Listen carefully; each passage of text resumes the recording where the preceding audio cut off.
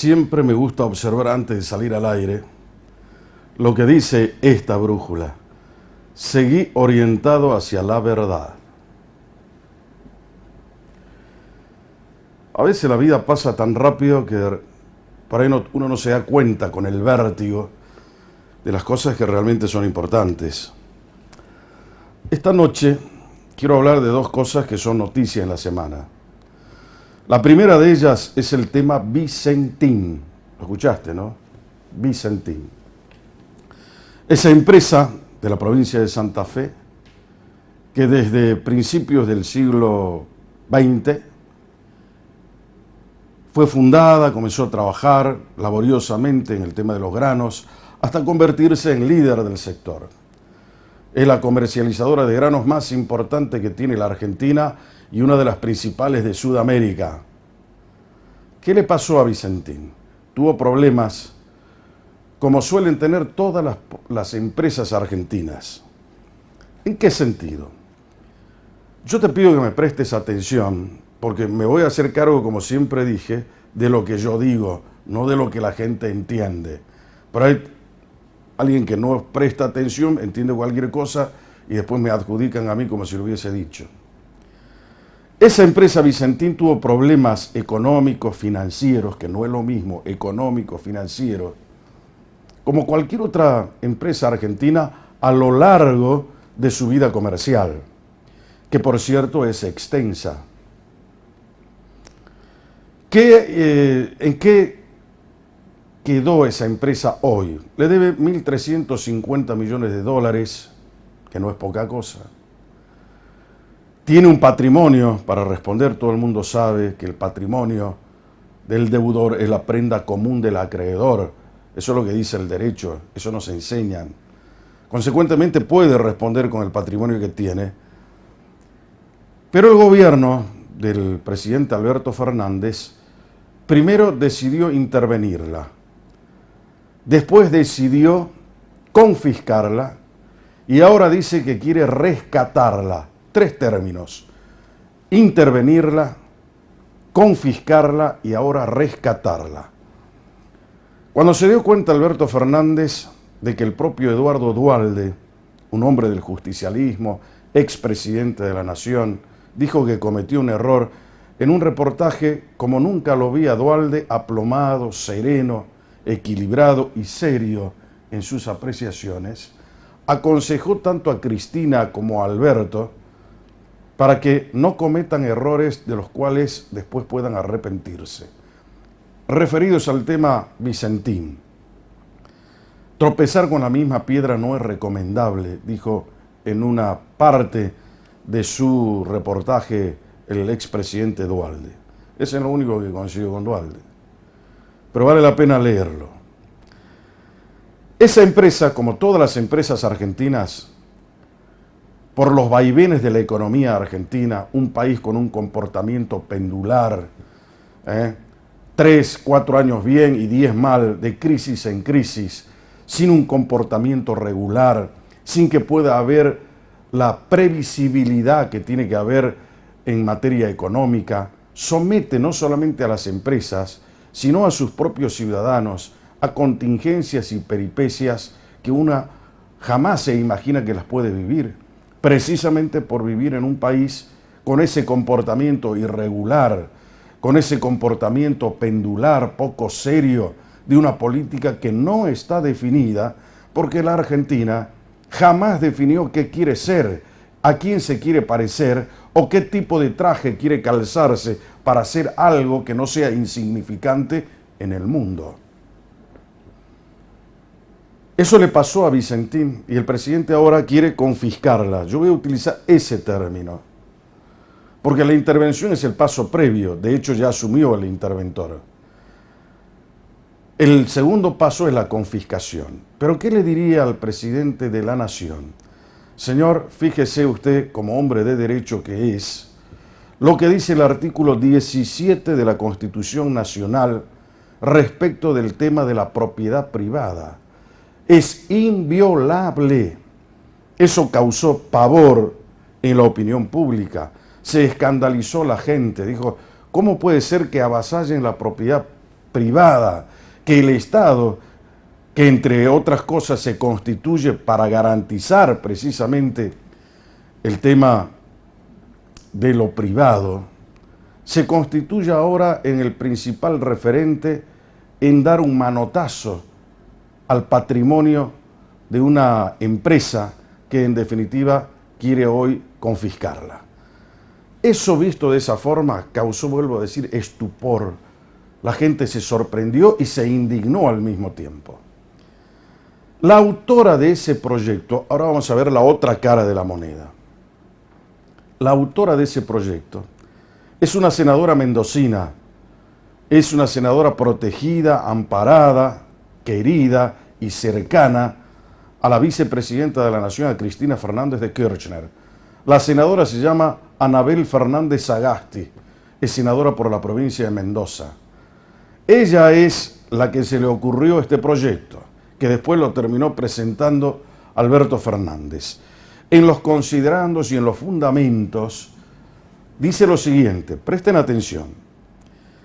Hice este proyecto porque como ciudadana mendocina que soy, vi cómo la provincia de Mendoza terminó con un banco que era de la provincia fundido. ¿Por qué? Porque había empresarios prebendarios, corruptos, atorrantes y sinvergüenzas que iban, se prestaban del banco que era provincial y después no le devolvían nunca.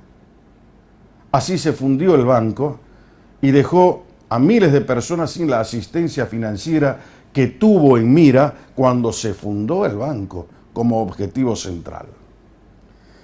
¿A quién le debe hoy Vicentín? Vicentín, el principal acreedor de Vicentín es el Estado argentino. ¿A través de quién? Del Banco de la Nación Argentina. Fernández Sagasti observó esa situación y dijo, la única herramienta financiera que tenemos acá en Mendoza es el Banco de la Nación Argentina. Es lo único que nos quedó. Por eso, queriendo proteger a la institución como banco de desarrollo, de emprendimientos y demás, decidí hacer ese proyecto. Imagino yo, esto ya por cuenta mía, que la historia va no solamente al salvataje de Vicentín, sino también a preservar las acreencias que tiene el Estado Nacional a través de ese banco, al cual le deben una fortuna que no la puede pagar. Entonces la sugerencia mía como periodista es observar las dos caras de esta realidad que fue noticia, el epicentro de la noticia esta semana acá en la Argentina. Por un lado, la defensa irrestricta que tiene que haber por parte del Estado y del gobierno que la gestione, o que lo gestione, de la propiedad privada. La propiedad privada, es inviolable y está claramente especificado en ese artículo 17 de la Constitución Nacional cuándo es susceptible de ser expropiada. Y por el otro lado, lo que dice Fernández Sagasti, que no me parece ninguna torpeza cuando se quiere preservar de la angurria y también de la pésima administración, debiéndole a otro para enriquecerse ilícitamente de alguna forma algunos empresarios. Saquen ustedes sus propias conclusiones porque de eso se trata. Observar, mirar y en forma equilibrada, sin apasionamientos en el medio que nos idioticen y nos fanaticen, sacar las conclusiones que sean o que el caso amerite. El otro tema que nada tiene que ver ya con eso es provincial. Creo que en alguna otra oportunidad me referí también a eso. Y tiene que ver con lo que el Senado provincial, aquí en Salta, ha hecho el día jueves de esta semana. Aprobó ya los pliegos de los nuevos integrantes de la Corte de Justicia de Salta, que son 3. Como todo el mundo sabe, está Horacio Aguilar, María Alejandra Gaufín y la abogada, que no recuerdo el nombre de pila, Rodríguez Faraldo. Aprobaron los pliegos. En aquella oportunidad, cuando se supo que la intención del gobernador Sáenz era aumentar los miembros de la Corte, Ya me referí a ese episodio. Yo consideré que no era oportuno y que tampoco era necesario. ¿Cuál era el fundamento del Ejecutivo que envió el proyecto a la Cámara de Senadores? Agilizar la justicia, hacer que esta justicia sea más rápida, más eficiente. Pero yo no creí en ese argumento, porque dije, a ver, la Argentina tiene prácticamente 44 millones de habitantes y tiene 5 miembros en la Suprema Corte de Justicia de la Nación. 5. Acá en Salta tenemos 1.300.000 habitantes y teníamos 7 jueces de la Corte, que ahora van a ser 9. Alguno me dirá, che, pero ¿cómo? 7 más 3 son 10. Vos me dijiste que van a ser 9, sí. Porque hoy, en la actualidad, la Corte tiene 6 miembros, habida cuenta la renuncia que ha formulado uno de los miembros de la Corte, que se terminó jubilando. Estamos hablando del doctor Posadas. Pero ese no es el tema, eso es meramente informativo. ¿Es necesario aumentar los miembros de la Corte? ¿Es verdad el argumento que utiliza el Ejecutivo y los propios senadores que entendieron en el tema, observaron como cuerpo colegiado para decir, a ver, ¿dónde estamos parados? ¿O se dedicaron simplemente a asfaltar el camino para que el Ejecutivo se salga con la suya? ¿Cumplieron la misión los senadores? Es una pregunta. ¿Sabes qué me dijeron los senadores? Sobre todo el presidente de la Comisión de Acuerdos y Designaciones del Senado. Me dijo, Jorge, es verdad, el Ejecutivo cree que a través de esta medida se puede, de alguna forma, contribuir a la celeridad en los procesos judiciales. Se va a dividir en salas, en penal, en civil, en comercial, en laboral, cosa que los jueces, que van a ser 9, te expliqué por qué son 6 hoy y más los 3, van a ser 9, van a tener esa posibilidad que cuando lleguen los casos y sobre todo después de esta pandemia, donde hay un trabajo retrasado, puedan ponerse al día con muchísimas causas que hoy están dando vueltas, orbitando en el Poder Judicial sin resolución. Visto de esa forma, decís, bueno, es un argumento sostenible. Por ahí leí en las redes sociales que alguien dice, déjenlo al gobernador Sáenz, que haciendo uso de sus facultades y atribuciones, haga lo necesario para mejorar el tema de la justicia. Evidentemente, está dentro de las atribuciones del gobernador hacer estos cambios o estos, ¿qué te puedo decir? Estas situaciones complejas, manejarlas de acuerdo a su criterio. Pero no hay que olvidarse una cosa, la persona que tuitea eso. Ningún gobernante tiene un cheque en blanco. El hecho de haber sido electos democráticamente no significa que tengan un cheque en blanco para hacer lo que quieran. Debe haber un ajuste a la realidad en el marco de lo que es la responsabilidad en el gobierno y en la responsabilidad institucional que tiene que tener cada uno de los que hoy gobiernan la provincia de Salta. El tema del respeto a la división de poderes, saber si queremos impunidad en Salta o queremos que funcione adecuadamente la justicia para garantizar y tutelar el derecho de cada uno de los salteños como corresponde. Me parece que por allí pasa la cosa. Esa era la crítica. Muy bien, el Senado hoy les otorgó directamente la aprobación de los pliegos, se van a incorporar seguramente a la Corte, y habrá que ver, como dice Machado, hacer camino al andar, a ver si es tan cierto el argumento, si es sostenible en el tiempo y si es sustentable en la justicia. Para eso necesitamos tiempo. El tiempo se va a encargar de demostrar quién tenía la razón. Señores, esta noche en Brújula vamos a estar hablando de otra cosa. Vamos a hablar un poco de la economía de la nación, También vamos a tener una mirada política de lo que pasa en el contexto nacional, pero también en el provincial.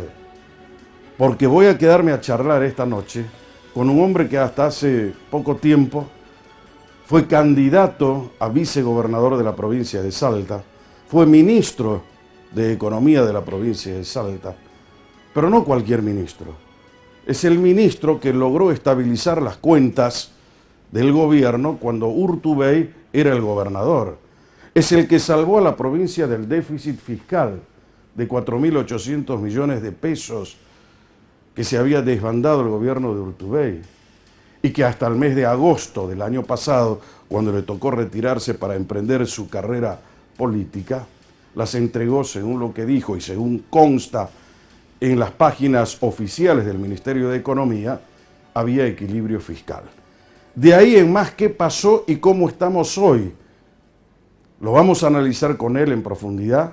Por eso es importante que si querés tener una opinión, querés saber un rumbo, hacia dónde vamos, brújula.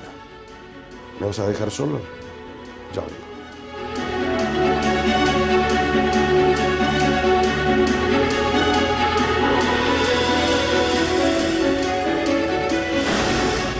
Muy bien, señores, estamos de retorno acá, en Brújula, en esta noche fría de sábado.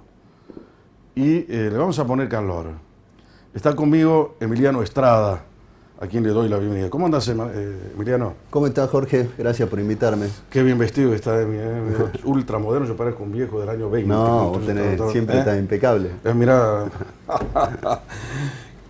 ¿Dónde estás hoy, Emiliano? Contale a la gente, a ver. Hoy estoy como subsecretario de Relaciones con Provincias del Ministerio del Interior. Es digamos, la secretaría que se encarga de articular con todos los gobernadores y con todos los ministros de Economía del país en términos económicos, digamos, y fiscales. Hemos tenido muchísimo trabajo estos meses, producto de la pandemia, de la cuarentena. Como todos saben, los recursos han caído, la recaudación y demás, y eso ha generado, lógicamente, demandas y necesidades por parte de las provincias que hemos abordado rápidamente a partir de que se decretó la cuarentena.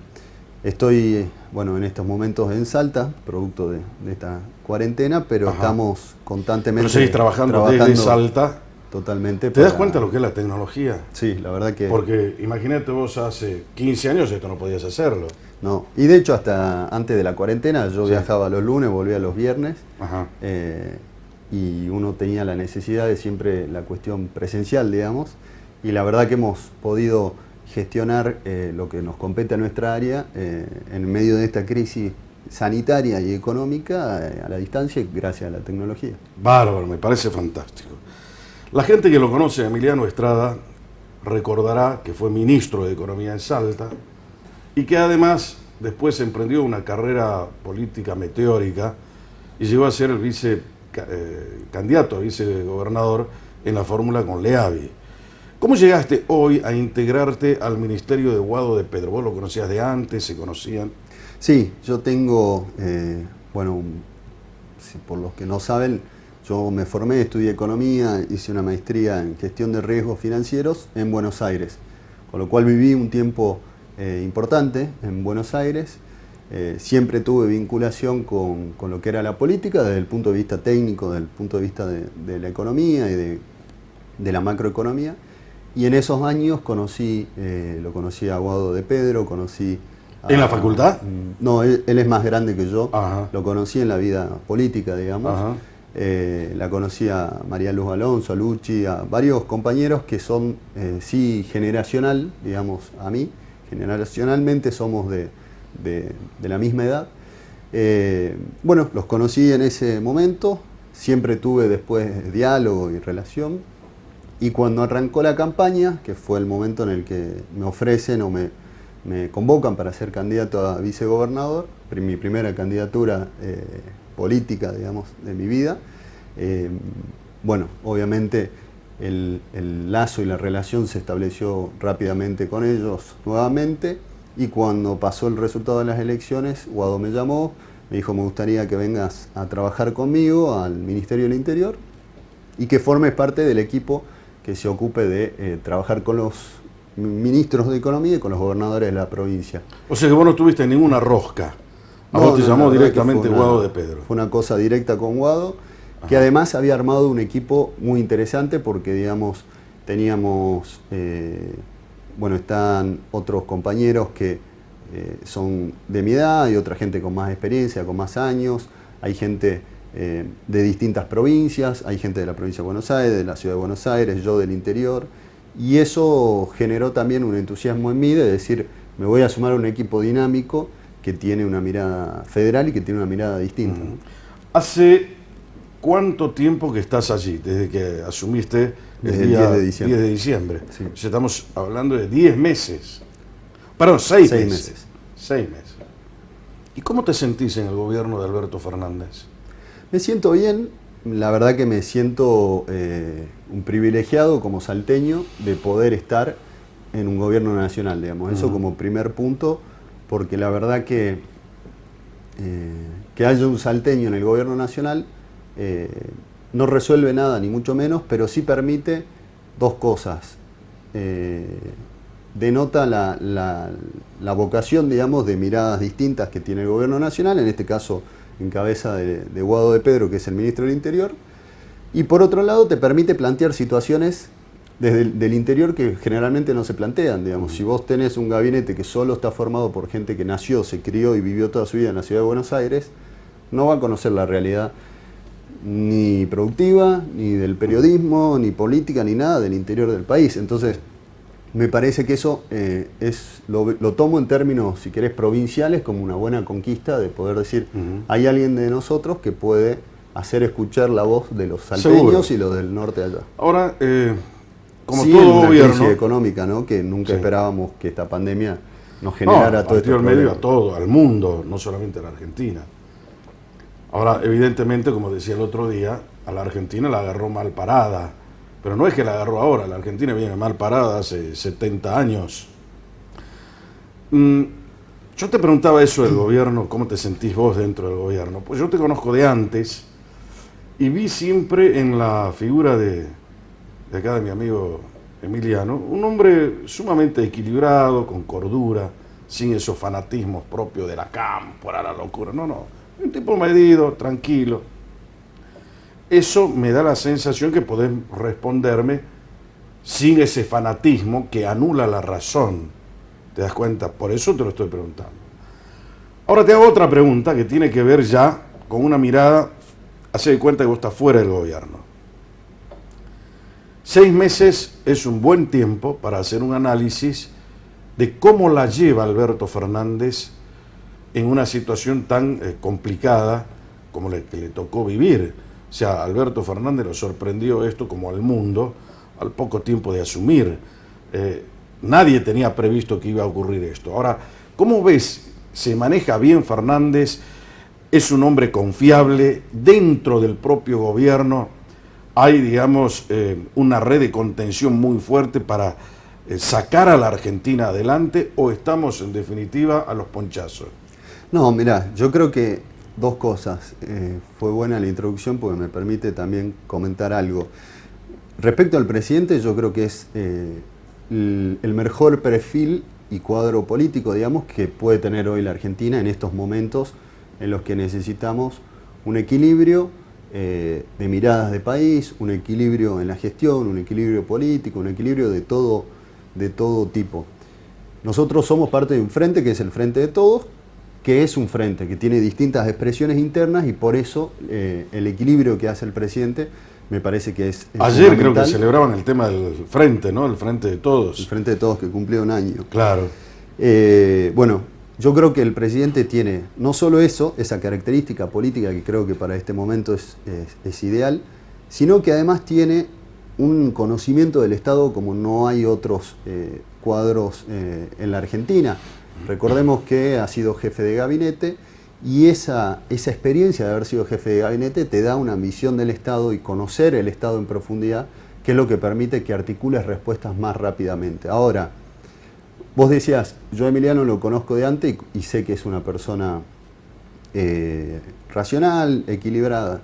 Hay muchos periodistas o otras personas que que no piensan lo mismo de mí, que sin haber hablado nunca conmigo, sin haber conversado conmigo, piensan por ahí, porque alguien dijo alguna cosa, además, piensan algo distinto. ¿Por qué hago esta introducción? Porque yo creo que eso es parte de un proceso que va a ir decantando con nuevas figuras políticas que tiene la Argentina. Entre esas, digamos, lo pongo por ejemplo a Aguado, que es una persona súper conciliadora, súper tranquila, mediadora, que habla con todos los sectores, habla con el sector empresarial, con el político y demás, y tiene un origen político en la cámpora que tiene digamos, una mirada, si se quiere, de algunos sectores que no lo contemplan así. Yo creo que hay muchísimo abanico de ahí hay un tema muy diferencias. importante que estás intentando esbozar. La cámpora, como estructura política, ¿no es cierto?, debe tener, como en todas partes, se cuecen habas, se dice el famoso refrán popular. Yo lo escuché hablar a Aguado de Pedro y lo sigo bastante y de cerca. Y allí pude observar que tiene un rango de equilibrio importante. Es un hombre que me merece respeto precisamente por eso. Si no así, otra gente de la cámpora que obviamente me parece totalmente sacada, sin esa dosis de racionalidad. Bueno, de hecho, por alguna razón es ministro del Interior, ¿no? Sí, yo creo que eso es un poco lo que pregonan grandes nuevas figuras, digamos, políticas en la Argentina, que creo que es el camino, el de hacer equilibrio y dialogar con todos los sectores. Me parece que ni nosotros nos podemos dar el lujo de cerrar la estructura política ni de gobierno, ni la oposición debe tener un razonamiento, digamos, extremo. Me parece que la Argentina no tiene tiempo para peleas y discusiones políticas. Me parece que la Argentina tiene que mirar hacia adelante y tiene que decir cómo. Y para eso hay que sentarse y hablar, digamos. Claro. Si yo tengo al productor detrás de cámara y lo veo y solamente por mirarlo saco conclusiones y no doy la vuelta y me siento a charlar y digo, bueno, ¿qué pensás vos del programa? Si la iluminación está bien, está mal, nunca vamos a llegar a un acuerdo. No, eso es un concepto a priori. Parece que eso es claro, el ejercicio que tiene que hacer la política, que es un ejercicio que se ha perdido hace mucho tiempo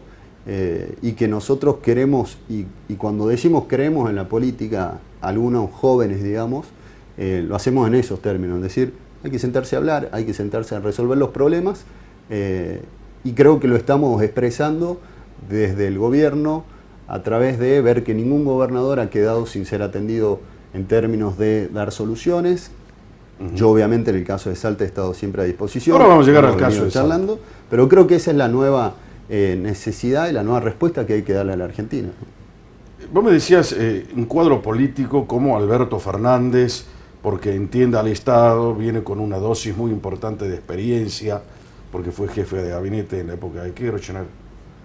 ¿Fue una revelación para ustedes Alberto Fernández? Es decir, verlo como presidente, cómo se desempeña.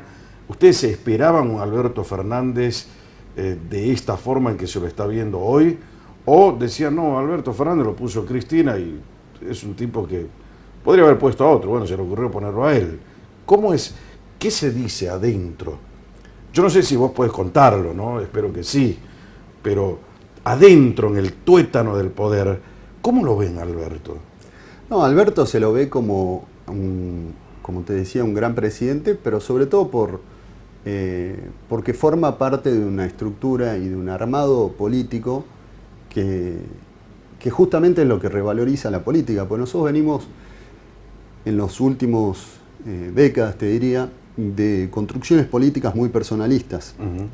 Digamos, en los 90 tuvimos muchos emergentes que eran mediáticos, que lograban construir poder gobernadores, digamos, en Tucumán, en Santa Fe, hemos visto muchas de esas experiencias. Cuando uno forma parte de una estructura y de una organización política que trabaja con un convencimiento, hay distintas visiones, yo no te voy a negar, digamos, dentro de un frente hay montones de personas que en cada tema, sectores que piensan distinto. Lo que sucede cuando vuelvo a lo de la estructura política es que uno sabe que cualquiera de los cuadros dirigenciales que conducen la estructura política están preparados para llegar a la presidencia. Entonces, no te toma por sorpresa un Alberto Fernández, porque uno sabe que es un tipo preparado, con experiencia, y por otro lado creo que ha demostrado, sobre todo en estos meses de crisis, que tenía una templanza necesaria para manejar un país en una situación como esta, ¿no? ¿Sabes por qué te pregunto además eso? Porque hice referencia en el editorial a un reportaje que le hicieron a Eduardo Duhalde. Y Eduardo Duhalde dice en ese reportaje, que fue en Perfil, dice: yo recomiendo a Alberto Fernández, a quien le tengo una importante estima, dice Duhalde, que ponga orden en el gobierno, orden, y que además sea él el gran referente, porque la Argentina se caracteriza por tener un hiperpresidencialismo como sistema. No es un sistema parlamentario como lo tienen, por ejemplo, los europeos, ¿no? Acá es el presidente el que hace y deshace todo, y es también el responsable de lo bueno y de lo malo que se hace. Entonces Duhalde le da ese consejo a él: orden y disciplina. El que se retoba hay que echarlo, dando a entender que hay cierta gente que obedece más a Cristina que a Alberto Fernández. ¿Se percibe eso dentro del gobierno? No, porque, el binomio presidencial es un binomio que si le va bien a los dos, y si le va mal a los dos. Entonces, es muy difícil, generalmente cuando pasan hechos políticos que son de shock, digamos, importantes, siempre empieza la especulación de qué es lo que está por detrás de eso. Nunca se toma como natural lo que se está viendo, digamos.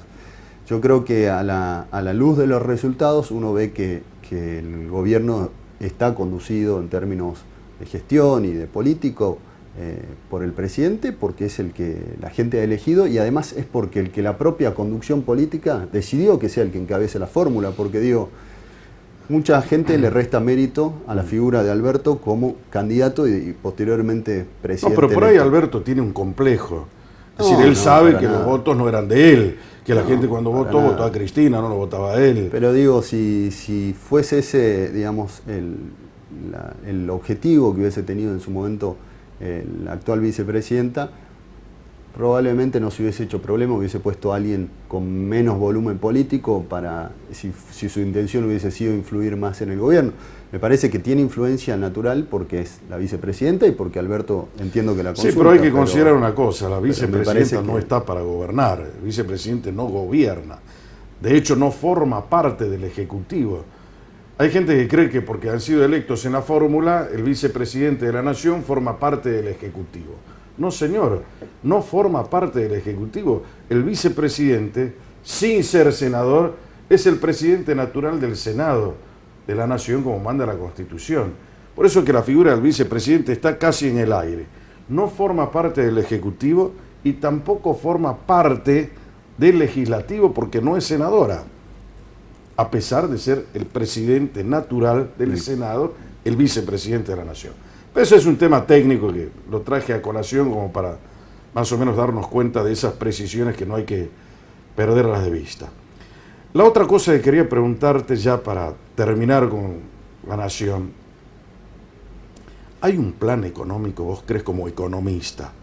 Porque algunos dijeron, no, el único plan que tiene Alberto es el tema de la pandemia.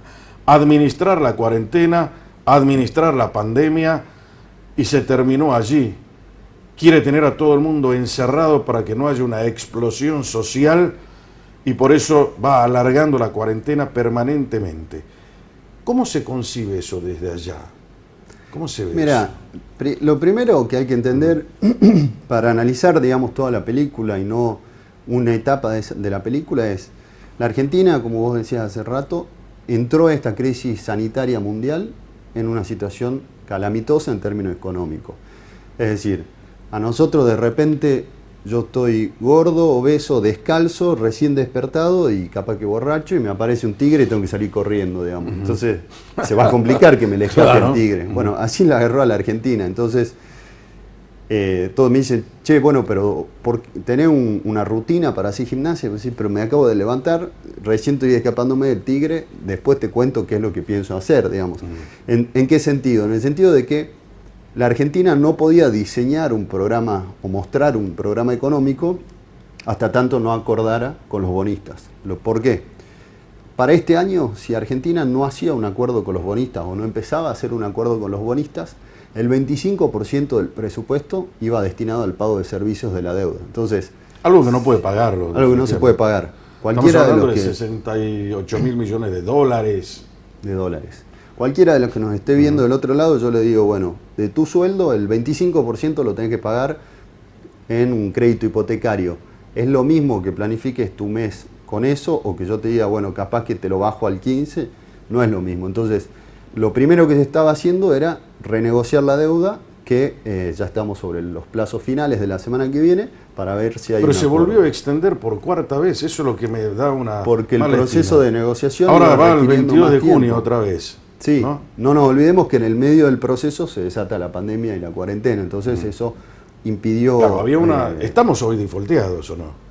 Estamos defaulteados desde el año pasado. En el momento en el que la CUNSA hace el reperfilamiento que le llamó a los bonos, fue decir, no te pago cuando tengo que pagar, te pago más adelante. Eso es algo que hay que también tenerlo claro. Y una vez que se resuelva eso, vamos a pasar a la etapa de decir, bueno, este es el plan que tenemos económico, porque ya sabemos con qué variables contamos. Porque ¿qué pasó en los 4 años de Macri? El año que viene la inflación es del 8, el año que viene crecemos al tanto, porque no tenían diagramadas las variables macroeconómicas sobre las cuales se diseña un plan. Y otra ¿Acá las tenemos? Acá las tenemos, pero falta una muy importante, que es la deuda. Una vez que resolvamos la deuda, se alinean todo el resto de las variables para saber, bueno, esto es clarísimo lo que tiene la Argentina para ¿Y quién crecer. maneja todo esto? ¿Guzmán es el hombre? Lógicamente que el que está a cargo de la negociación y demás es Guzmán, pero después es el gabinete con el presidente enfrente. ¿Por qué el gabinete? O sea, todos colaboran con eso. Porque el área productiva va por el Ministerio de Culfas, el área de las provincias va por el Ministerio de Guado de Pedro y el área económica y fiscal por Guzmán. Ahora, yo ¿por qué quiero aclarar esto? Porque cuando se desató la pandemia, nosotros tengamos claro que al desatarse la pandemia y posteriormente la cuarentena, la economía no es que está cayendo por la cuarentena, cae por la pandemia. En todo el mundo, ayer salieron los datos de caída industrial del mes pasado. En Alemania cayó 31% de la industria, en Estados Unidos, etc. ¿Qué pasó? Se empezó a caer la producción, se caía la recaudación, se caía la demanda. Rápidamente el gobierno en una semana dijo, bueno, esta es la solución con los ATP para salvar a las empresas, para que las empresas puedan pagar los salarios. Acá tienen crédito para que puedan tomar capital de trabajo. Acá está el IFE para el que está en el mercado no registrado, laboral, y no puede salir a trabajar por la cuarentena. Le damos una ayuda, eso permitió que no se caiga tanto la demanda. Y a las provincias las hemos estado ayudando con un montón de otras ¿Y de dónde saca esa plata el gobierno? Bueno, en este caso lo que se está haciendo es lo que está haciendo todo el mundo, que es la emisión monetaria por parte del Banco Central. Pero nosotros tenemos inflación, el resto del mundo no. Bueno, el día antes de ayer salió la inflación del mes de 1,5. Mayo, 1,5. Igual que el mes anterior de abril. Con lo cual, no nos olvidemos que venimos de 2 años en inflaciones del 50%, con lo cual estamos con datos que no reflejan un problema hoy. Y que el plan económico tiene que incluir una reversión de esta política monetaria una vez que se salga de la pandemia y que la economía empiece a crecer. Porque ¿qué pasó acá? La teoría monetarista fácil, digamos, para que la entiendan todos, dice que si yo inyecto plata en la economía, van a subir los precios. ¿Por qué? Porque va a subir la demanda, con una misma oferta, más demanda que oferta, suben los precios. Acá lo que estaba pasando era que la demanda caía porque no había plata, porque estábamos todos encerrados, en cuarentena, lo que fuera.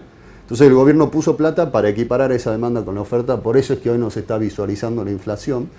Pero cuando la economía empieza a repuntar, ahí es cuando el Banco Central tiene que hacer otra política distinta a la que está haciendo hoy para que esos pesos no se superpongan y generen tensiones en los precios. Me está queriendo convencer, lo escucho y realmente tiene sentido lo que dice Emiliano Estrada. Vamos un minuto a una pausa que la estoy debiendo, porque la charla, viste, te podés quedar 2 días charlando acá con Emiliano Estrada. Una pausa corta y vengo, dale.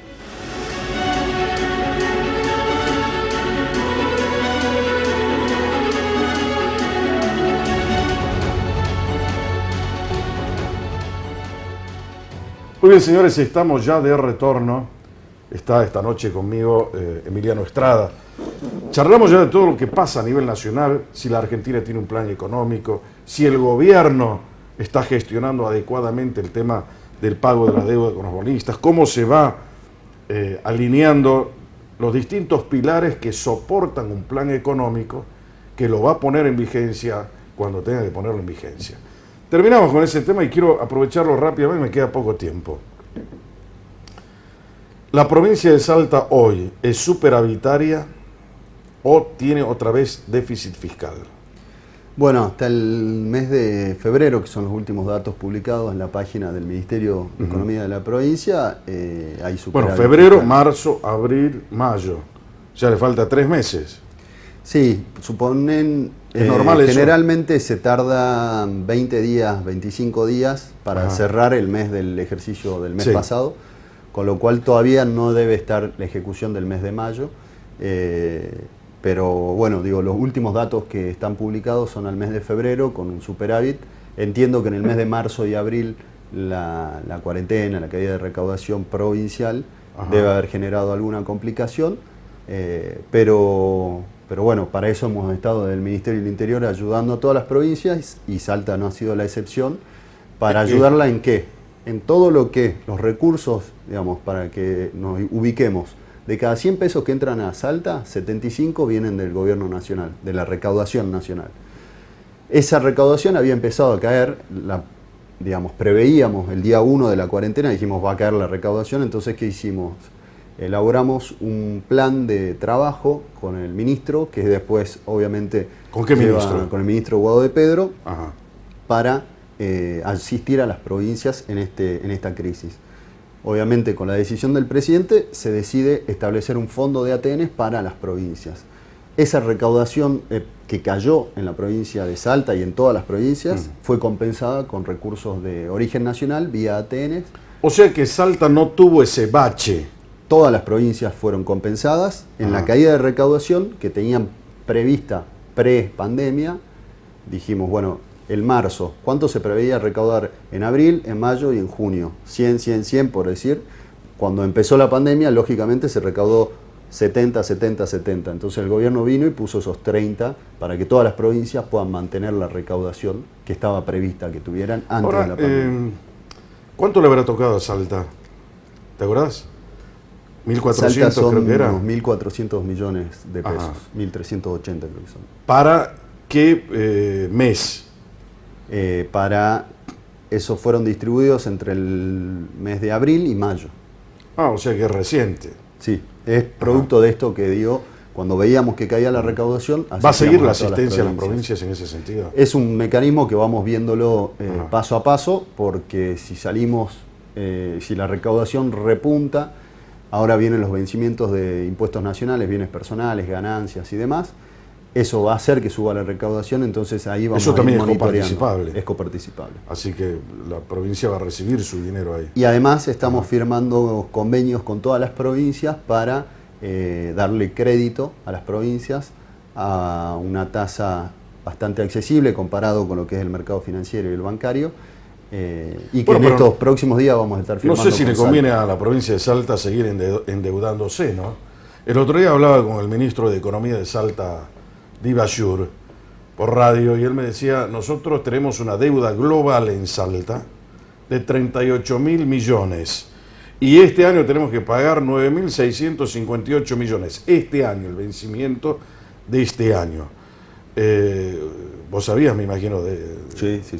Esa deuda es una deuda contraída principalmente en el año 2012 con el Fondo de Reparación Histórica y en el 2016 con el Fondo del Bicentenario. Yo ingresé a la gestión provincial a hacerme cargo del Ministerio de Economía en diciembre del 2017, posterior a que se tomaron esos dos créditos, y mi política fiscal y económica fue no tomar endeudamiento porque entendía cuál era el proceso que venía macroeconómico en la Argentina, de suba de tasa de interés y de disparada del dólar. Entonces, naturalmente descarté siempre la opción, es más... Que charlamos eso, me acuerdo. Yo asumí en diciembre y el 28 de diciembre vencían 2.800 millones de pesos, un solo día había que pagar 2.800 millones de pesos de unas letras, que son bonos cortos, digamos, de a 3 meses. Pagamos todo junto, nos quedamos sin nada de plata, pero yo entendía que lo importante era cancelar la deuda y sacarnos la deuda, porque la deuda te tiene atado siempre, digamos, no solo a una provincia, a cualquiera de los que nos está escuchando, le des plata al banco, no puede dormir, siempre estás con que no llegás, no podés disfrutar de tu sueldo, de tus ingresos, porque le tenés que deber a alguien. Seguro. Entonces, ahora, hay que a mí me preocupa mucho la deuda que tiene Salta, esa que me comentó Divasur, 9.658 para este año, y la deuda global de 38.000. Pero vos me decís que esa deuda fue tomada en el año 2012. 12 y 16. En esa época, Divasur era o formaba parte del gobierno de Urtubey. Era ministro de Educación en esa época, Divasur. Sí, entiendo. ¿No? Que sí. Entiendo que sí.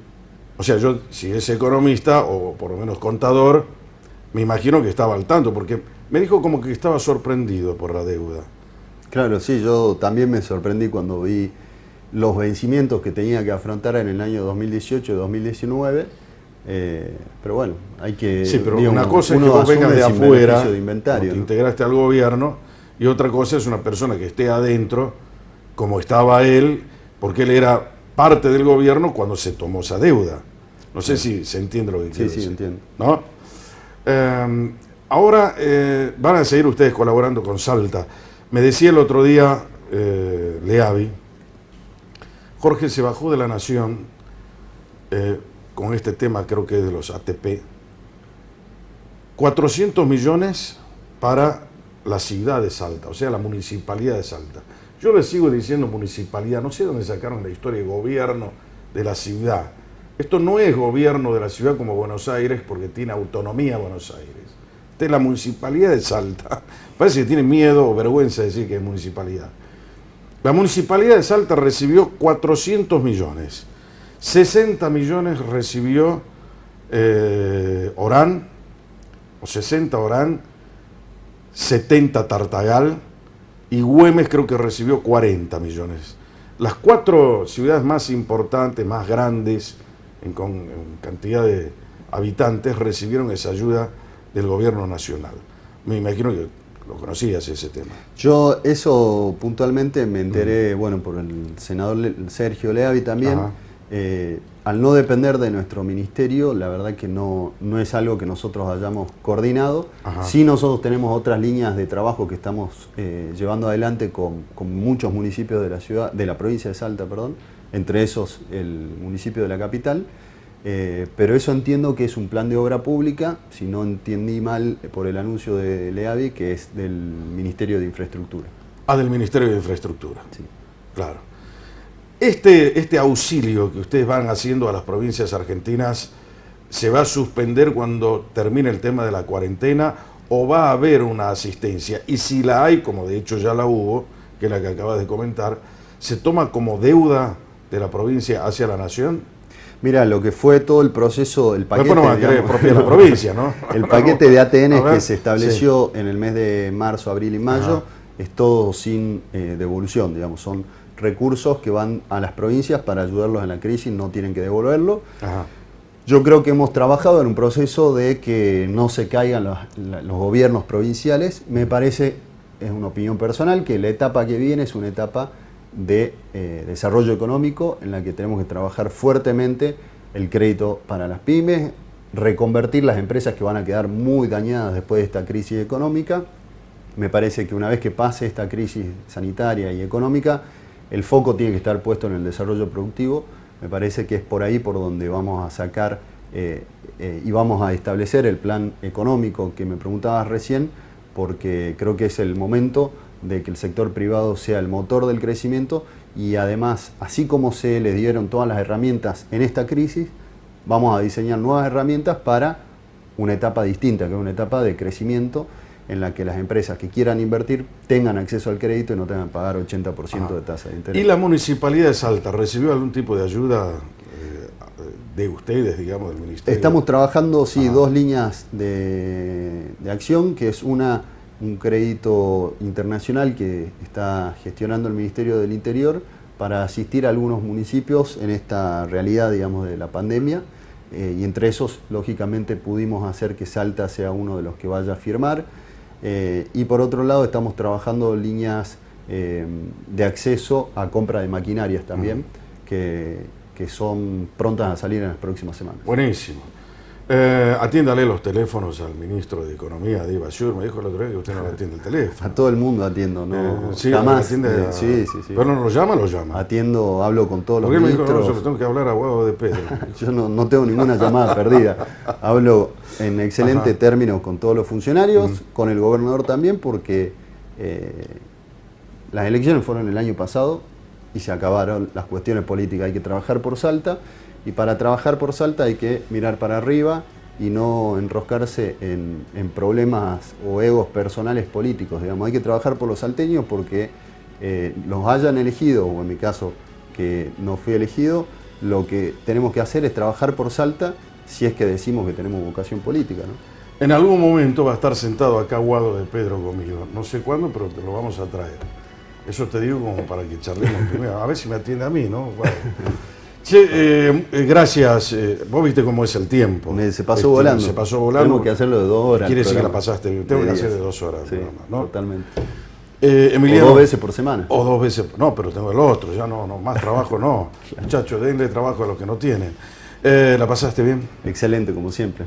Gracias por estar conmigo aquí. Gracias esta por noche. invitarme. Señores, como siempre te digo, para jamás perder el rumbo, hay una cosa que vos tenés que tomarla como hábito, pero un hábito inteligente. Brújula, para jamás perder el rumbo.